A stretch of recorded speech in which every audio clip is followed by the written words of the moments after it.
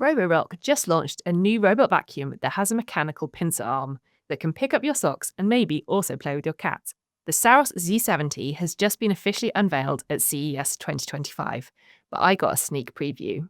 It looks just like any other robot vacuum, except that behind the shiny hatch on top hides a robotic arm that's ready to help you tidy up. You set what you want it to do in the app, so you could tell it to pick up anything that it thinks is a sock and move it next to your laundry basket, for example.